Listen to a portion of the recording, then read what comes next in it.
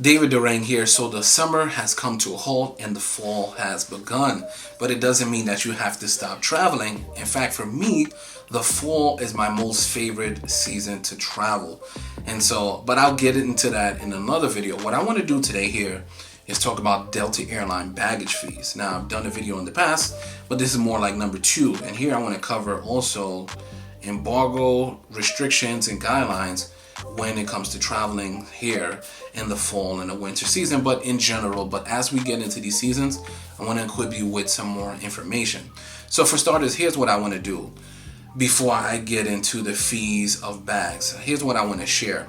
If you're going to or from Central America, you can travel with boxes and check them in as standard check bags. If you are going away to your home country, for example, and you decide, hey, I'm going to Best Buy, I want to get some electronics, maybe a laptop, maybe a TV, you can check those bags as regular standard bags and not cargo or anything like that. The only thing you have to make sure they have the factory seal on it. And this is one way that TSA or the airlines know maybe you didn't tamper with it, it's not contraband or whatnot. And it's the same case when you're leaving your home country, coming back here to the States, for example, is the same way. Because when people come back from their home country, they want to bring goods, maybe food or something like that they can't get here so easily. And it's the same deal, make sure it's factory seal, and they are very on edge about these situations. On the flip side, this does not apply when we're talking about regional flights. Now, regional flights, for you guys who don't know, they're like smaller planes that take you a short distance, maybe 1 or 2 hour flight. So if you're in a small town and you want to get to a bigger hub to get to your destination, you take, it's like a connector. So those flights, the plane is usually smaller, maybe a 50, maybe a 70 passenger plane. And so there's not a lot of overhead bin, especially to put, like if you had a TV, how are you going to put that in an overhead bin? And also the cargo space is not as large to accommodate everyone. So this doesn't really apply to regional aircraft. Another thing I want to make note, if you are traveling to Tampa, make sure you don't wrap your luggage in plastic wrap.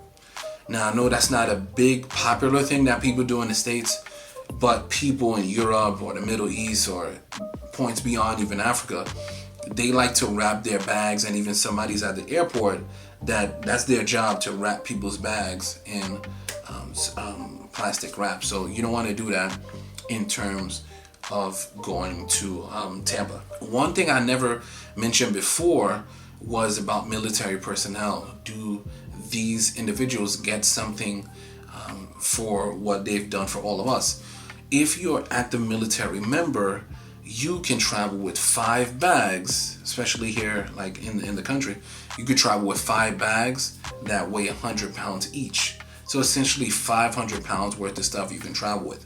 Now, Dave, what if I'm not an active member?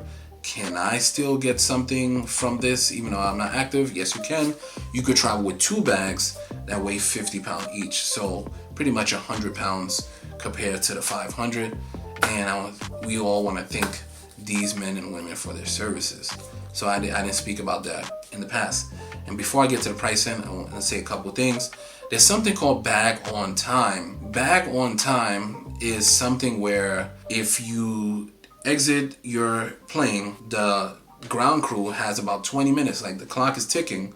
They have 20 minutes to get your bag to the carousel. Otherwise, if they don't do it, you can go to the baggage service office, say, hey, we've been here for 25 minutes, 30 minutes, and fill something out, and you'll get $2,500 worth of miles. So make sure you do that day or in the next 2 days afterwards. Don't wait longer than that, because you are not going to be eligible. So just know that, you can get this credit, if you will, for future flights. Maybe that's something you don't know. So let's go to blackouts. During the year, some locations you can't travel with an excess amount of bags. So to the fees right now. So typically with Delta Airlines, your first bag is $30, second is $40, the third is $150, the second one is $200. Anything from 4 to 10 is $200 a bag per way. So most people, they're not gonna travel with 10 bags. You might have you might be a family of 5, but each person usually you'll say, hey, you have 2 bags, you have 2 bags. Like you'll split it up. It won't be for one person traveling 10 bags. To me, that's most likely, especially with businesses like film crews or whatnot. If a business is traveling with film equipment and check it in, so this is how the airline makes money from the people, the companies. So that's how they make the money. So there are some embargoes where, for example, Lagos, Nigeria, if you are coming from Lagos or going to Lagos rather as well, you can only travel with 4 bags all through the year, 70 pounds each. Like you can't make your way up to the 10 bags that everybody else can.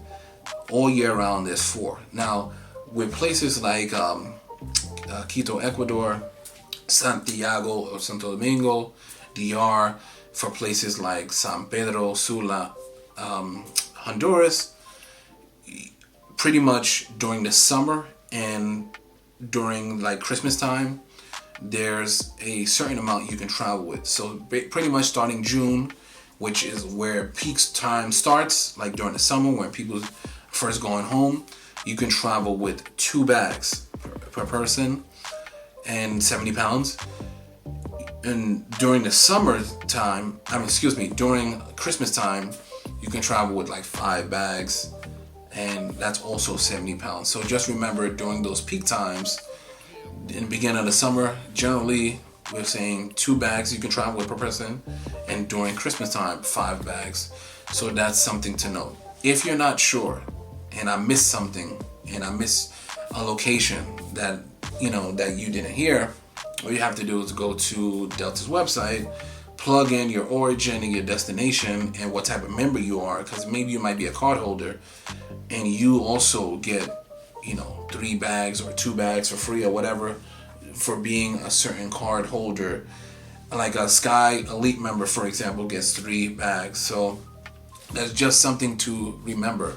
One thing I forgot to mention as well when I was talking about checking in with boxes, this doesn't apply to Mexico, Brazil, and Chile.